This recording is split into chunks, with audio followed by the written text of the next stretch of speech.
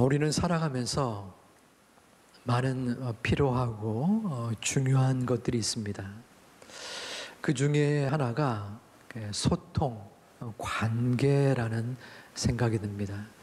가족 간의 관계가 원활할 때 그 가정에 기쁨이 있고, 또 직장이나 교회도 마찬가지입니다. 관계의 원활한 모습이 참으로 중요한 덕목이고 또 삶의 기쁨이 되는 듯합니다.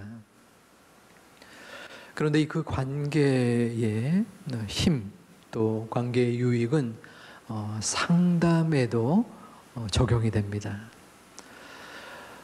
어떤 분을 상담하면 빨리 그리고 효율적으로 치유가 되는 분이 있는가 하면, 도리어 상담을 진행하는 가운데 어려움을 겪거나 그것의 효과가 늦은 분도 계십니다.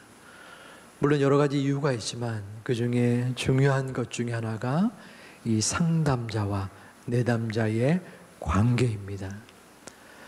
내담자가 얼마나 상담자를 신뢰하는가, 그것에 따라서 상담의 효율성이 달라지게 됩니다. 그만큼 관계는 그 모든 유익한 힘이 되는 것입니다. 사람들과의 관계도 그러할진데, 신앙에서 하나님과 나와야 할 관계는 더욱더 중요합니다. 왜냐하면 내가 하나님을 어떻게 생각하는지, 의지하고 바라고 믿고 따르는가, 그러면 하나님께서 그 모습을 보시고 우리의 모든 삶의 적용과 또 믿음을 돌봐 주시기 때문입니다. 그런데 그 하나님과 우리와 사람과의 관계가 또 어려움을 겪기도 합니다. 사람마다 다르죠. 어떤 분은 전적으로 하나님을 신뢰하기도 하고, 근데 어떤 분은 하나님을 원망하고 또 간혹 떠나가기도 합니다. 자, 이 어려움을 또 자아내는 여러 요소들이 있는데, 그 중에 하나가 정체성입니다. 정체성은 내가 내 스스로를 어떻게 생각하느냐입니다. 그리고 그 관계 속에서 하나님 앞에서 나는 어떠한 존재인가를 마음속에 믿는 것입니다. 그런데 이 정체성을 어떻게 간직하느냐에 따라서 그 하나님과의 관계에 여러 요소가 나타난다는 것입니다. 그러므로 우리는 신앙의 정체성을 바로 세우는 것이 필요합니다. 우리는 오늘 말씀을 통해서 두 가지의 영적 정체성을 살펴보고자 합니다. 베드로전서는 베드로가 기록한 글입니다. 베드로가 1절 말씀해 보니 소아시아의 여러 지방에 편지에 글을 썼습니다. 그리고 이 소아시아의 지역 가운데에 속한 이 지도에 나타나듯이 분도와 또 아시아, 바누니아, 갑바도니아, 도기아, 갈라디아, 이러한 지역들 가운데서 그 편지의 글을 받게 된 것입니다. 오늘날로 따지면 터키의 지역에 해당이 됩니다. 이 시기는 네로라는 황제가 기독교인들을 본격적으로 박해했던 그러한 때였습니다. 본문 1절에 보면은 사도 베드로가 본도, 갈라디아, 갑바도기아, 아시아, 비두니아에 흩어진 나그네에 편지를 썼습니다. 여기서 흩어진이라는 원어는 분산되다, 흩어진 자라는 의미를 지니고 있습니다. 당시에 이스라엘 민족들은 한 곳에 모여 살지 못했어요. 왜냐하면 BC 586년에 부패하고 타락한 이스라엘 백성들을 하나님께서 징벌하시사 그들을 흩어놓았습니다. 세계 곳곳에 흩어지게 만든 것이에요. 그래서 그 흩어진 유대인들 중 기독교인으로 개종한 사람들을 일컬어서 흩어진 나그네라고 말합니다. 나그네라는 원어는 바로 이방인 그리고 낯선 사람을 의미합니다. 영어 성경 NIV에서는 세상에서 낯선 자들이라고 번역을 하였습니다. 즉 베드로는 흩어진 나그네, 세상에서 낯선 자들이 바로 기독교인이라는 말을 하는 것입니다. 그리고 또 하나의 표현을 하고 있는데 베드로가 이 갑바도기아를 언급하고 있습니다. 갑바도기아는 이 터키 지역의 동쪽에 위치해 있습니다. 그런데 다른 여러 지역이 있지만 이 갑바도기아는 대표적인 지역이었습니다. 기독교인이 됨으로써 유대인들은 동료 유대인들로부터 많은 핍박을 받았습니다. 왜냐하면 그들은 유대교만 유일한 신 그리고 유일한 종교라고 생각했기 때문입니다. 그래서 그들이 기독교인이 된다면 그들을 공동체로부터 쫓아내고 그들을 죽이려 했던 사람들이었습니다. 그래서 이 갑바도기아는 그 기독교인들, 그리스도인들이 피신하여 간 곳입니다. 그래서 그 지하에 동굴을 만들었습니다. 낮에는 그곳에서 몸을 피하고 그리고 밤에는 양털 가죽을 뒤집어 써서 그리고 곡식을 먹을 것을 구하러 다녔던 사람이 그들 기독교인들이었습니다. 아무런 잘못도 없었지만 당시의 시대적 상황 속에서 그들은 박해를 받은 것입니다. 갑바도기아에 흩어진 나그네, 그들이 바로 불안하고 비참한 삶을 사는 그리스도인들입니다.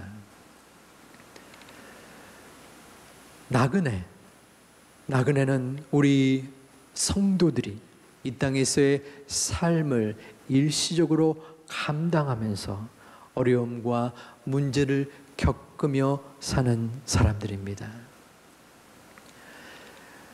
나그네는 일시적으로 그 지역을 여행하게 됩니다.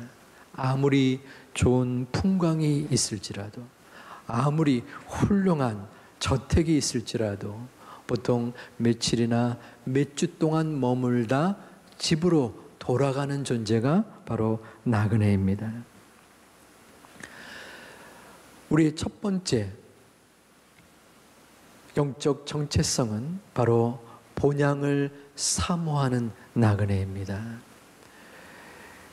갑바도기아에 흩어진 나그네가 이 세상의 관점으로 볼 때는 비참하고 어려운 삶을 살지만 하나님은 적어도 그들에게 올바른 삶의 방향과 목적을 지닌 그리스도인이다라고 평가를 합니다. 그 목적과 방향은 바로 본향입니다. 본향은 저 천국을 사모하는 것입니다. 바로 나그네는 이 땅에서의 험난한 삶을 영원한 것으로 여기지 아니하고 일시적으로 여기는 믿음을 지니고 있습니다. 하지만 우리의 마음은 어떠합니까?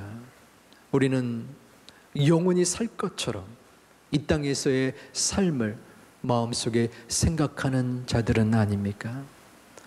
세상이 주어지는, 세상이 우리에게 보여지는 편안함, 그리고 쾌락, 성공과 박수에서 뒤로 물러서야 됨에도 불구하고 어쩌면 그곳에 더욱더 연연해하는 존재가 바로 우리들이 아닙니까? 성도는 영적인 나그네로 살아가야 합니다. 영적인 나그네는 그 마음속에 오직 하나님의 본향, 그리고 그 천국을 소망하는 자들입니다. 이는 이 땅에서의 삶을 영원한 것으로 여기지 아니하고 허무하게만 살라는 것은 아닙니다.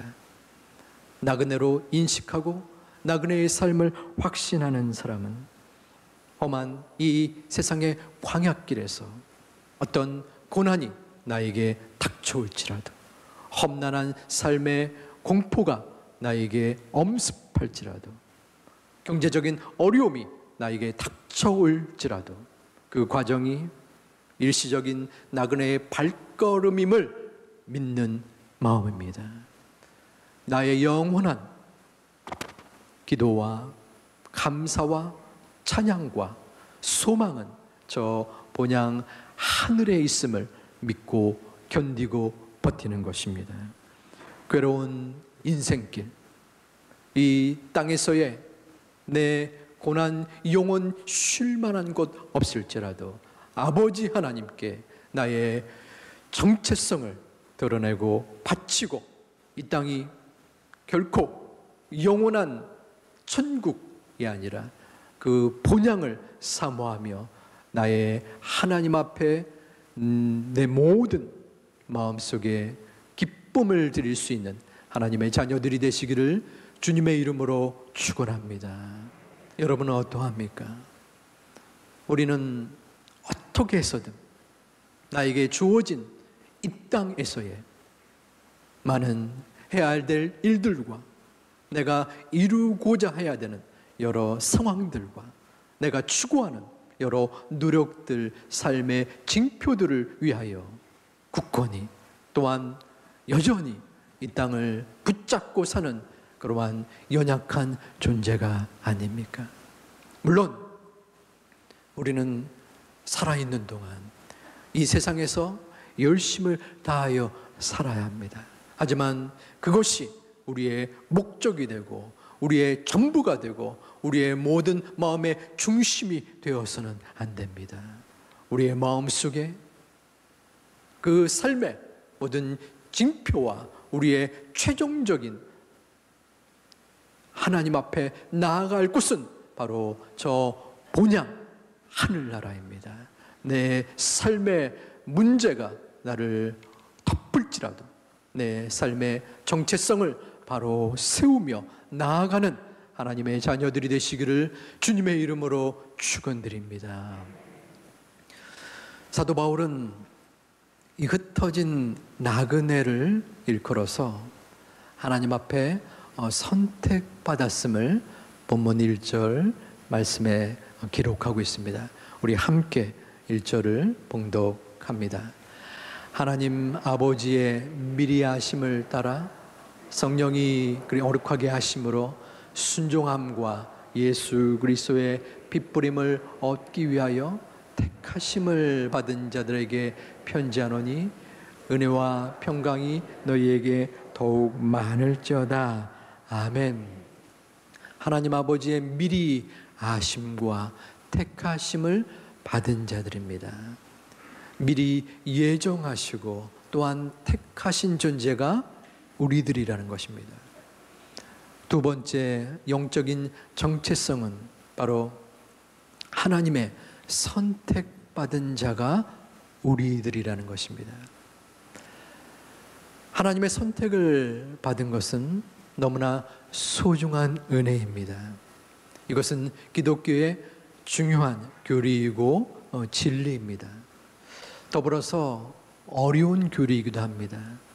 왜냐하면 예정과 선택의 그 하나님에 대한 뜻을 우리가 다 설명할 수 없기 때문입니다. 어떤 사람은 선택을 하고 어떤 사람은 버리는가? 그 하나님의 선택의 원리와 기준은 무엇인가? 왜 나는 선택되었고 저 성실하고 착한 친구는 선택되지 못했는가? 이러한 문의가, 질문이 나올 수 있기 때문입니다. 하지만 그 모든 것을 우리의 제한된 지식으로 다 이루어낼 수는 없습니다. 하나님의 특별한 결정이요, 하나님의 신비의 영역이기 때문입니다.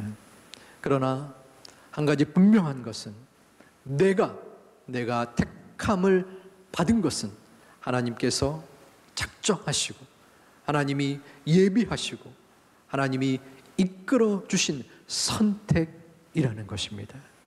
하나님께서 이 선택의 교리를 말씀할 때 바할이라는 원어를 사용하였습니다. 이 단어는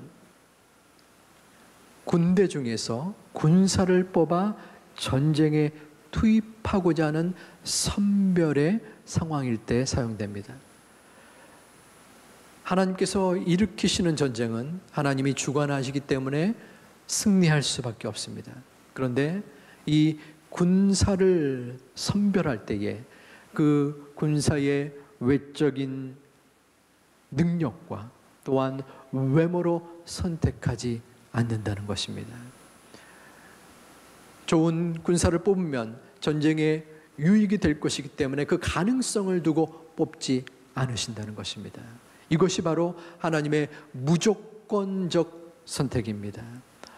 우리가 뛰어난 도덕적인 능력이 있어서, 인격이 있어서가 아니라, 우리가 큰 죄를 저질러서가 아니라, 그 기준이 있어서가 아니라 하나님이 무조건적으로 그 기준을 우리는 알 수 없습니다. 어쩌면 어떤 사람은 어떻게 저 같은 사람이 교회에 나오는가, 어떻게 저 폐악 무도한 죄인이 교회에 나올 수 있는가, 차라리 나는 교회 안 다니겠다라고 할 만큼 마음속에 아픔이 있을지라도 그것은 하나님의 목인 것입니다. 우리가 그 사람이 될 수 있습니다.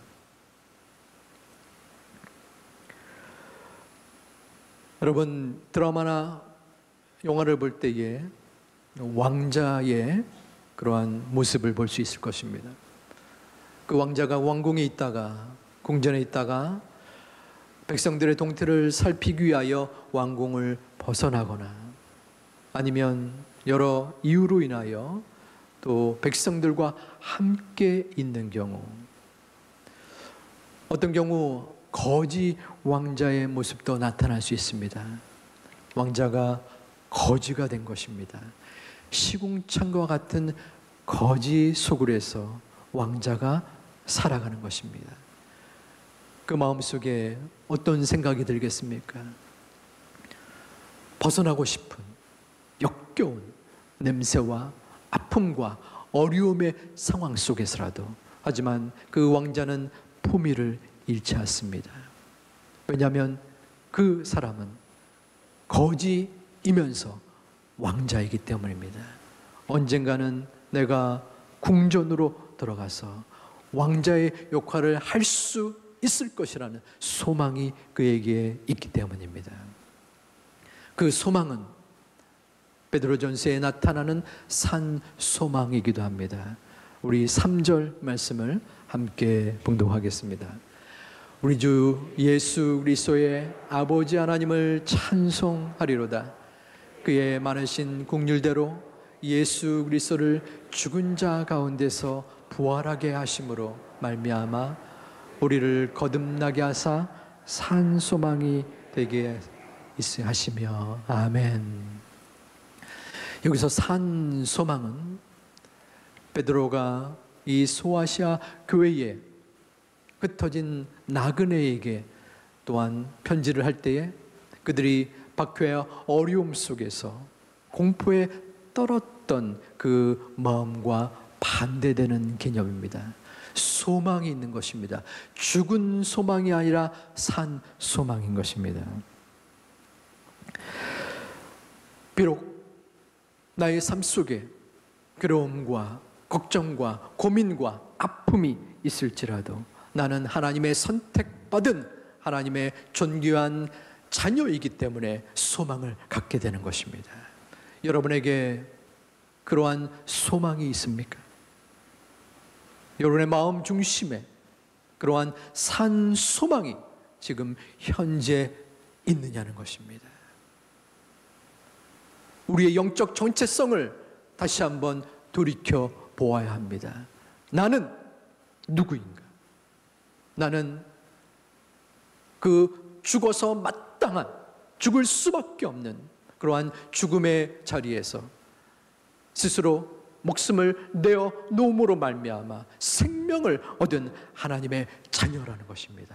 그 자녀가 우리이기 때문에, 나이기 때문에 우리에게 산 소망을 주시는 그 하나님을 붙잡고 나아가는 것입니다. 오직 하나님의 선택인 것입니다. 내가 잘나서, 내가 능력이 뛰어나서, 내가 교회에 오래 다님으로 인하여, 내가 5대째 신앙인의 가족이기 때문에 나를 선택한 것이 아닙니다.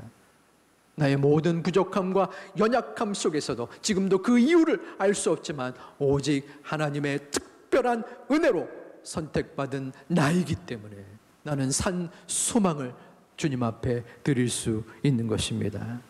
이 땅에서 극심한 물질적 어려움으로 처해 있을 때 누군가 무상으로 500만 원을 주었다 하면 그 마음속에 기쁨과 감사가 넘칠 것입니다. 5천만 원, 그 이상의 액수는 더할 것입니다. 하지만 그것을 잊어버린다면, 그 마음의 감사를 잊어버린다면 은혜를 모르는 자여 배은망덕한 자라고 칭할 것입니다. 우리의 마음은 어떠합니까?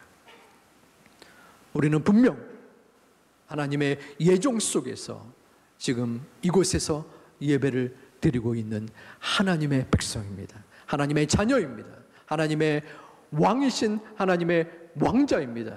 그런데 우리가 그 500만 원, 5천만 원과 비교할 수 없는 그 생명 되시는 하나님, 그 끊을 수 없는 끝없는 사랑을 우리에게 주셨는데 우리는 여전히 그 사랑을 망각하고 그 사랑을 뺏어버리고 하나님 앞에 불충함과 괴로움과 걱정 속에서 헤매이고 있다면 아버지 하나님은 그 얼마나 안타까워 하시겠습니까? 내가 너에게 생명을 부어주었는데, 내 아들을 포기하면서까지 너에게 그 사랑을 허락했는데 너는 여전히 그 사랑을 알지 못하고 이 땅에서 이 세상을 탐하고 이 세상을 넘보는 그러한 부족한 모습을 언제까지 보이겠느냐? 주일에 습관적으로 관습적으로 예배를 드리고 왜 나를 바라보지 못하고 나를 믿고 따르지 못하느냐? 주님은 우리에게 말씀하고 계십니다. 많은 믿음의 조상들, 그리고 지금 하나님을 믿는 성도들의 마음속에 한 가지 공통된 물음이 있는 듯 합니다. 그것은 하나님을 믿는데 왜 이렇게 힘들까입니다. 왜 내 기도는 응답되지 않는 것일까? 왜 나만 이렇게 힘든가? 하지만 그 질문과 그 의도를 바로 세워야 합니다. 교회를 다닌다고 해서 어려움이 없어지진 않습니다. 도리어 어떤 경우에선 고통이 더 심할 수 있습니다.